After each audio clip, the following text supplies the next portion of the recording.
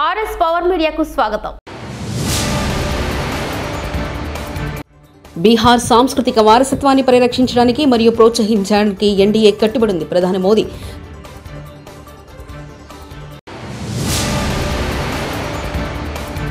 గత ప్రభుత్వాన్ని తుగ్లక్ ప్రభుత్వాన్ని ఎందుకన్నారో ఇప్పుడు తెలిసింది. హోంమంత్రి వంగలపూడి అనిత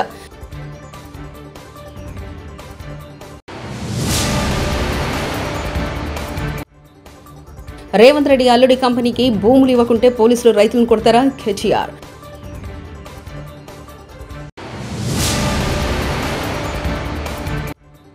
విశాఖ మెట్రో రైల్పై శుభవార్త చెప్పిన మంత్రి సత్యనారాయణ.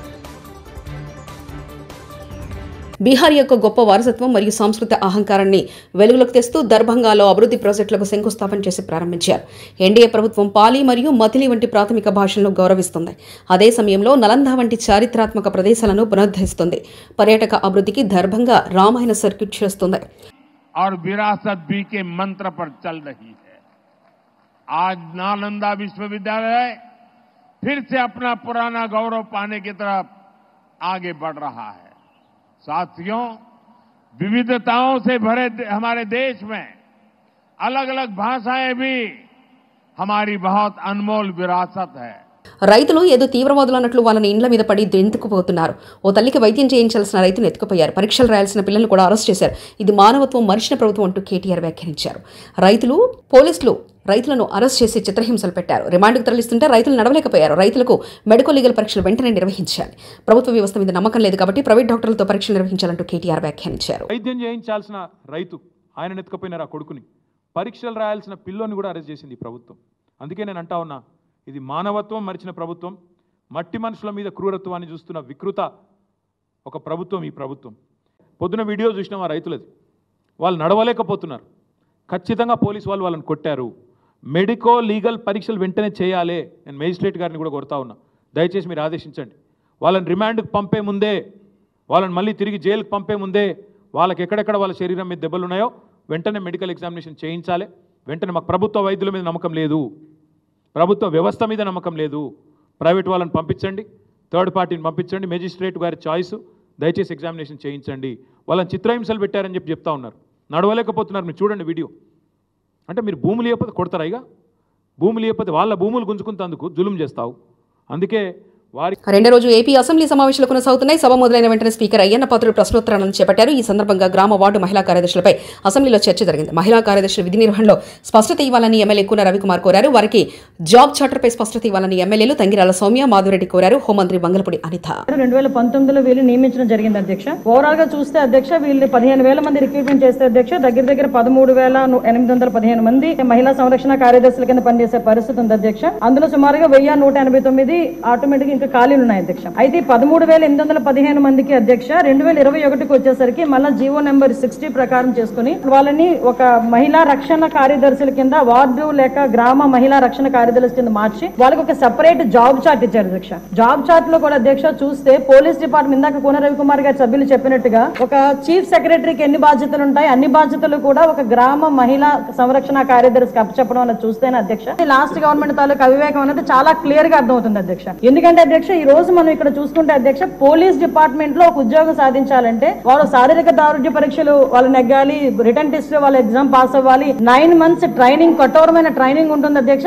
కఠోరమైన ట్రైనింగ్ తర్వాతనే ఆ పోలీస్ కానిస్టేబుల్స్ కింద వాళ్ళు అందరూ కూడా బయటకు వచ్చి పోలీస్ డిపార్ట్మెంట్ వర్క్ చేసే పరిస్థితి ఉంటుంది అధ్యక్ష. కానీ వీళ్ళని మహిళా రక్షణ కార్యదర్శి కింద ఏర్పాటు చేసిన తర్వాత కేవలం 2 వారాలు వాళ్ళకి ట్రైనింగ్ ఇచ్చి, ఒకటేమో ఒక వారం పోలీస్ డిపార్ట్మెంట్ వాళ్ళు, ఇంకొక వారం ఐసిడిఎస్ డిపార్ట్మెంట్ వాళ్ళు ట్రైనింగ్ ఇచ్చి ఓవరాల్ చెప్పాలంటే వీళ్ళు గ్రామాల మీద వదిలేశారు అధ్యక్ష. వాళ్ళు పంపించిన తర్వాత కూడా వాళ్ళకి ఇష్టాలు కూడా గ్రహించకుండా పోలీస్ డ్రెస్ కూడా వాళ్ళకి వేయడానికి ఇంచుమించుగా పోలీస్ యూనిఫామ్ కూడా వాళ్ళకి వేయాలి అని చెప్పి వాళ్ళు రిస్ట్రిక్ట్ చేస్తే వాళ్ళు కూడా దానికి భయపడి బాధపడి చాలా మంది కోర్టులకు వెళ్ళిన సందర్భాలు కూడా ఉన్నాయి అధ్యక్ష. ఈ రోజు కోర్టులో దగ్గర 7 రిట్ పిటిషన్లు మహిళా కార్యదర్శికి సంబంధించి ఆ పోలీస్ డ్రెస్ విషయంలోని కానీ వీళ్ళు జాబ్ చార్ట్ ఒక అవగాహన లేక డబ్బులు ఇచ్చుకుని పెట్టుకున్నాడు కదా, ఆ మేధావులందరూ కలిపి ఆల్రెడీ 12,000 మంది వీళ్ళు పనిచేస్తున్నారు కదా, వీళ్ళని వాళ్ళు పోలీసుల కింద కన్వర్ట్ చేసేస్తే వాటిని తగ్గించి వచ్చని ఒక ఉచిత సలహా పడేశారు అధ్యక్ష. దానికి వెనకాతలు ఒక పోలీస్ డిపార్ట్మెంట్ మీద ఒక అవగాహన, పోలీస్ రిక్రూట్మెంట్ మీద ఒక అవగాహన, వాళ్ళ తాలూకా జాబ్ చార్ట్ మీద ఒక అవగాహన ఉండుంటే ఇలాంటి పని చేసి ఉండేవారు కాదు అధ్యక్ష. ఈ రోజు వీళ్ళ పరిస్థితి ఏమైపోయిందంటే వీళ్ళు వెళ్ళి రిపోర్ట్ చేయాల్సింది గ్రామ సెక్రటరీకి రిపోర్ట్ చేయాలి. వీళ్ళ అడ్మినిస్ట్రేటివ్ పవర్స్ ఎక్కడ ఉంటాయంటే పోలీస్ డిపార్ట్మెంట్ దగ్గర ఉంటాయి. వీళ్ళకి జీతం ఇచ్చేదేమో ఎంపీడీఓ, లీవ్ ఇచ్చేదేమో ఎంపీడీఓ, మళ్ళా తిరిగి ఒకవేళ ట్రాన్స్ఫర్ అవ్వాలంటే డిపార్ట్మెంట్ కలెక్టర్ దగ్గరికి వెళ్ళాలి అధ్యక్ష. అంటే వీళ్ళకి సంబంధించి ఒక అథారిటేటివ్ ఆఫీసర్ ఒకరు కూడా లేక ఇన్ని డిపార్ట్మెంట్స్ తో పోనీ పైకి వచ్చిన తర్వాత పని చేద్దామంటే వీళ్ళు తాలూకా అంటే పైచి ఎంత పెరిగిపోయిందంటే లాస్ట్ గవర్నమెంట్ కి వీళ్ళ చేతే తక్కువ జీతాలు ఇచ్చి ఎక్కువ పని చేయించుకుందామని క్రైమ్ ఆఫ్ ఎఫెన్స్ దగ్గర కూడా కాపాడడానికి కూడా వీళ్ళు తీసుకెళ్లాలంట. నాన్ బెయిలబుల్ వారెంట్లకు సంబంధించి వీళ్ళు సపోర్ట్ చేయాలంట. అక్కడికి వెళ్లి మహిళా సంరక్షణ కార్యదర్శుల కింద కూటమి ప్రభుత్వం అధికారంలోకి వచ్చిన తర్వాత విశాఖ మెట్రోపై కలకత్తా మెట్రో రైలు తరహాలో 100% కేంద్ర ప్రభుత్వం భరించేలా రైల్వే శాఖకు అప్పగించేలా కేంద్రం ముందు ప్రతిపాదన ఉంచాం. దీనికి సంబంధించి స్వయంగా ఢిల్లీ వెళ్లి కేంద్ర మంత్రికి లేఖ ఇవ్వడంతో మాజీ సీఎం చంద్రబాబు కూడా ప్రధాని మోదీకి లేఖ రాశారు. 2 దశల్లో 4 కారిడార్లో మెట్రో ఏర్పాటుకు ప్రతిపాదనలు ఇచ్చాం. మొదటి దశలో 46.23 కిలోమీటర్ల మేర కారిడార్లలో నిర్మాణం చేస్తాం.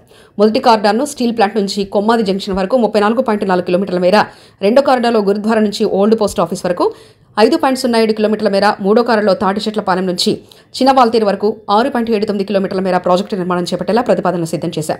మొత్తంగా 46.23 కిలోమీటర్ల మేర 42 స్టేషన్లు నిర్మించే ప్రాజెక్టుకు 11,498 కోట్లు ఖర్చు అవుతుందని అంచనా వేశాం. కారిడార్ 1 స్టీల్ ప్లాంట్ నుంచి కొమ్మాడి వరకు 34.4 కిలోమీటర్లు, 29 స్టేషన్స్.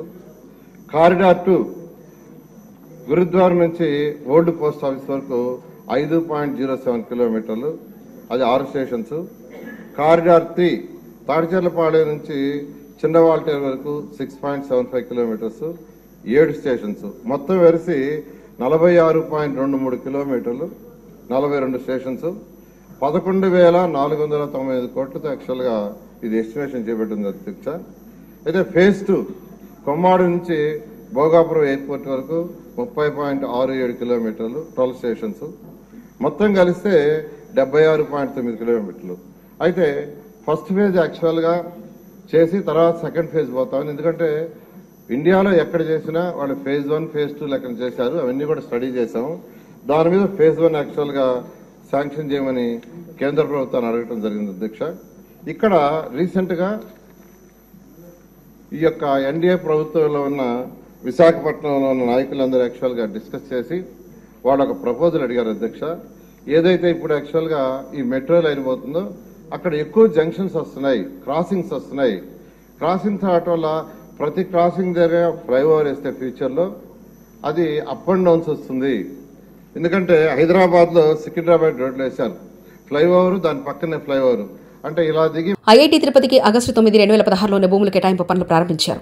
ఎన్ఐటి తాడేపల్లిగూడెంకు ఏప్రిల్ 16, 2016లో 172 ఎకరాలు, విశాఖలో ఐఐఎంకు ఏప్రిల్ 16, 2016లో 240 ఎకరాల భూములు, సెంట్రల్ వర్సిటీ అనంతపురానికి ఏప్రిల్ 16, 2016లో 490 ఎకరాలు, ఐషర్కు 255 ఎకరాలు, ట్రిపుల్ ఐటీలకు భూములు కూడా అప్పట్లోనే కేటాయించారు.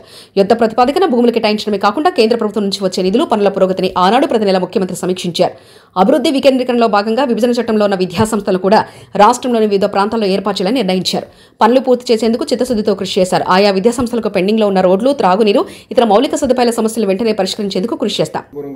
సుమారుగా 491 ఎకరాలు ఏప్రిల్ 16, 2016లో ఇష్టం జరిగిన అధ్యక్ష. ఇవన్నీ నేను ఎందుకు చెప్తున్నానంటే నాడు యుద్ధ ప్రాతిపదికంగా కేవలం భూములే కేటాయిస్తాం కాదు, పనులు జరుగుతున్నాయా జరగట్లేదా, కేంద్ర ప్రభుత్వం నుంచి రాబట్టాల్సిన నిధులు ఏంటనేది ప్రతి నెల గౌరవ ముఖ్యమంత్రి గారు రివ్యూ చేసేవారు అధ్యక్ష. మీరు కూడా అధ్యక్ష గతంలో పిఆర్ఆర్డి మంత్రిగా చేశారు. ఉపాధి హామీ అనుసంధానం ఎట్లా చేయాలి, దాని అన్నిట్లో ఎట్లా చేయాలని ఆనాడు ముఖ్యమంత్రి గారు పెద్ద ఎత్తున రివ్యూ కూడా చేశారు అధ్యక్ష. సో ఇట్లా అన్ని పనులు ఒక పద్ధతి ప్రకారం చేసుకుంటూ పోయాయి అధ్యక్ష. వాస్తవంగా చెప్పాలంటే సెంట్రల్ ట్రైబల్ యూనివర్సిటీకి వచ్చే కొంచెం డిలే అయ్యగల ప్రభుత్వాలు మారినాయి. ప్రభుత్వం మారిన తర్వాత తెలుగుదేశం పార్టీ అధికారులు ఉన్నప్పుడు ఒక భూమి ఐడెంటిఫై చేశాం, కేటాయించాం. కానీ ఎక్కడ రాజకీయంగా క్రెడిట్ వస్తుందని చెప్పి మళ్ళీ వేరే భూమిలోకి షిఫ్ట్ చేశారు. దానివల్ల 5 సంవత్సరాలు కాలయాపన చేశారు అధ్యక్ష ట్రైబల్ యూనివర్సిటీ. మన ప్రభుత్వ అధికారులకు వచ్చినా చాలా స్పష్టంగా లేదు, ఎక్కడైతే ఫైనలైజ్ చేసా అక్కడనే ముందరికి వెళ్దామని చెప్పాం అధ్యక్ష. ఈ సెంట్రల్ ట్రైబల్ యూనివర్సిటీ కూడా యుద్ధ ప్రాతిపదికంగా వచ్చే 2 సంవత్సరాలు పూర్తి చేస్తామని సభకి నేను హామీ ఇస్తున్నా అధ్యక్ష. పెద్దలు బుచ్చ చౌదరి గారు, బోండోమా గారు చెప్పినట్లు అధ్యక్ష ఇంకా కొన్ని పెండింగ్ వర్క్స్ ఉన్న విషయం వాస్తవం అధ్యక్ష. ప్రభు తాగట ఆరోగ్యానికి హానికరం, అవినీతి సాక్షి పత్రిక చదవడం కూడా ఆరోగ్యానికి హానికరమే అంటూ చింతలపూడి ఎత్తిపోతల పథకంపై జగన్ రెడ్డి ముఠా ఆడిన అసత్యాలపై ఆధారాలు సహా సభ ముందు ప్రవేశపెట్టిన నిమ్మల అలాంటివి బయటపడతాయనే వాళ్ళ అసెంబ్లీ ఎగ్గొట్టి ఇంట్లో కూర్చున్నారంటూ వ్యాఖ్యానించారు. వాళ్ళ పత్రికలో కూడా ఇప్పట్లో జల్లేరు రిజర్వాయర్ లేనిట్లే అని చింతలపూడి పథకం మీద వాళ్ళ కరపత్రిక సాక్షి అవినీతి పత్రికలో ఒక ఆర్టికల్ ఇవ్వడం జరిగింది. నేను కూడా చెప్తూ ఉంటా, ఏదైతే మనం కూడా సిగరెట్ ప్యాకెట్ మీద చూస్తూ ఉంటాం, ఉంటాం. పొగ తాగుట ఆరోగ్యానికి హానికరం. అదేవిధంగా సాక్షి పత్రిక చదవడం కూడా ఆరోగ్యానికి హానికరమే అధ్యక్ష. ఎందుకు నేను ఈ మాట చెప్తున్నానంటే జల్లేరు రిజర్వాయర్ లేనట్టే అని చెప్పేసి వీళ్ళు ఈ రోజు వాళ్ళ పత్రికలో మ్యాటర్ వేసుకున్నారు. కానీ గతం నేను చూస్తే ఏదైతే వాళ్ళ ప్రభుత్వంలోనే అంటే 2023లో వాళ్ళ ప్రభుత్వం అధికారంలో ఉండగానే మరి ఏదైతే ఆ రోజు మరి పర్టికులర్ గా మన విజయవాడలో జరిగినటువంటి మీటింగ్స్ లో కూడా వాళ్లే ఒక ఎక్స్పర్ట్ కమిటీ అంటే స్టేట్ ఎక్స్పర్ట్ అప్రైజల్ కమిటీ అని 2023 డిసెంబర్ 4-5 తారీఖుల్లో జరిగితే ఆ అప్రైజల్ కమిటీకి ఒక నివేదిక ఇచ్చారు అధ్యక్ష. వాళ్ళు ఇచ్చినటువంటి నివేదికలో చాలా క్లియర్ గా submit affidavit for stating that no earthen dams and no reservoirs are proposed to be constructed in the project అంటే చాలా క్లియర్ గా దాంట్లో అఫిడవిట్ సబ్మిట్ చేశారు. ఈ చింతలపూడి ప్రాజెక్ట్ లో రిజర్వాయర్స్ ఏమీ కూడా మేము ప్రపోజల్ చేయట్లేదని వాళ్లే ఆ రోజు రిజర్వాయర్ ని ఎత్తేసినటువంటి పరిస్థితి అధ్యక్ష. దాని తర్వాత మళ్ళీ వాళ్ళు గవర్నమెంట్ కూడా ఒక లెటర్ కూడా రాశారు అధ్యక్ష. మళ్ళీ డిసెంబర్ 2023లో చాలా క్లియర్ గా అందులో కూడా మెన్షన్ చేశారు అధ్యక్ష. Jalleru reservoir component is deferred public kept aside as Jalleru reservoir component exit in the ఎవడైనా ల్యాండ్ అక్విజిషన్ అడ్డుపడితే పీడీ యాక్ట్ లాంటి కఠినమైన చర్యలు పెట్టి జీవితాంతం బయటికి రాకుండా జైల్లో వేస్తాం మంత్రి కోమటిరెడ్డి వెంకటరెడ్డి. ఎక్కడ నేషనల్ హైవే చేసినా రీజనల్ లింక్ రోడ్ వేసినా ప్రాజెక్ట్ కట్టినా టీఆర్ఎస్ మాటలని ఎవడన్నా రౌడీ చీటలు ఇలాంటివి చేస్తే పీడీ యాక్ట్ లాంటి కఠినమైన చట్టాలు పెట్టి బయటికి రాకుండా జీవితాంతం జైల్లో ఉండే విధంగా చర్యలు చేపడతాం. ఎంపీగా తాను తన నియోజకవర్గంలో తిరిగే హక్కు లేదా? సీఎం రేవంత్ రెడ్డి అన్న తిరుపతి రెడ్డిని ఎలా పంపించారు? నన్ను ఎందుకు పంపడం లేదు? తిరుపతి రెడ్డి కనీసం వార్డు మెంబర్ కూడా కాదు, అతనికి ఎస్కాట్ ఇచ్చి పంపించారంటూ పోలీసులపై డీకే అరుణ ఆగ్రహం. తిరుపతి రెడ్డి పోతే ల్యాండ్ ఆర్డర్ ప్రాబ్లం కాదు, మేము పోతే ల్యాండ్ ఆర్డర్ 300 మంది వచ్చి నిలబడరాడా కాంగ్రెస్ నాయకులు. తిరుపతి రెడ్డి ఎట్లా పోతారు అంతమందితోనా? ఆయన 144 సెక్షన్ లేదా? ముఖ్యమంత్రి అన్నకేమో 144 సెక్షన్ లేదు, మాకు మాత్రం 144 సెక్షన్ ఉందా? ఏమన్నారు సార్? 2 రోజుగా నేను లోకల్లో లేను. ఫార్మాసిటీ విషయంలో వెనక్కి తగ్గేది లేదు. దాడి వెనక ఎవరన్నా వదిలిపెట్టేది లేదు. రేవంత్ రెడ్డి సోదరుడు అనుమల తిరుపతి రెడ్డి. నిన్న మొన్న నేను హైదరాబాద్ లో లేను. జరిగిన సంఘటన మీద కలెక్టర్ గారిని కలిసి అసలు ఎట్లా జరిగింది, ఎవరెవరు ఏ విధంగా అక్కడ వారిని ఊర్లకు తోలుకుపోయే విధంగా ప్రేరేపించారు అనే విషయం మీద నేను అడిగి తెలుసుకోవడం జరిగింది. మిగతా విషయాలన్నీ కలెక్టర్ గారు, ఎస్పీ గారు వాళ్ళు చట్టపరంగా మిగతా చర్యలు తీసుకుంటారు. లగచర్లలో టీఆర్ఎస్ పార్టీ కార్యకర్తలకి టార్గెట్ చేస్తున్నారని చెప్పి సమాచారం ఉంది.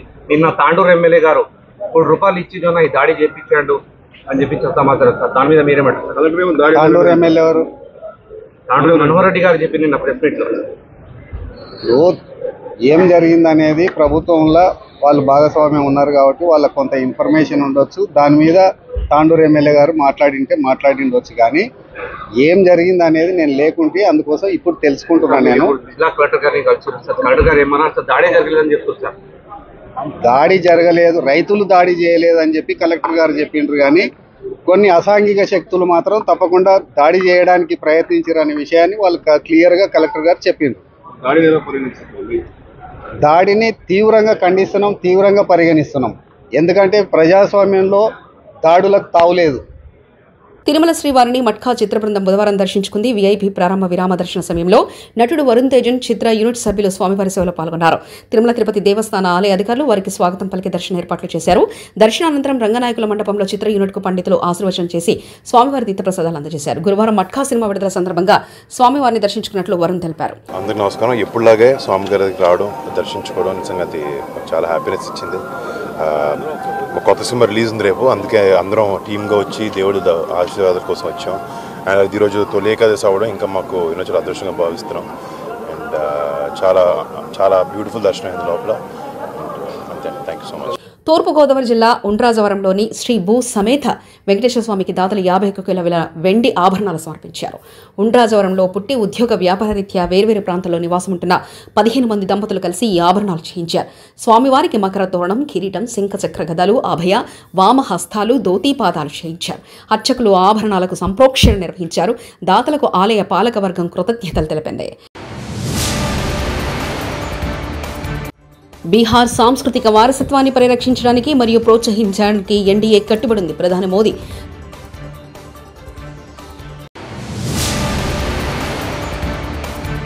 గత ప్రభుత్వాన్ని తుగ్లక్ ప్రభుత్వాన్ని ఎందుకన్నారో ఇప్పుడు తెలిసింది. హోంమంత్రి వంగలపూడి అనిత.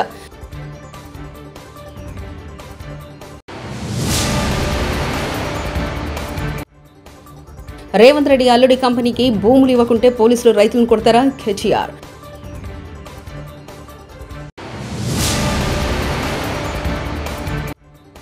విశాఖ మెట్రో రైల్పై శుభవార్త చెప్పిన మంత్రి సత్యనారాయణ. మరిన్ని న్యూస్ కోసం చూస్తూనండి RS పవర్ మీడియా.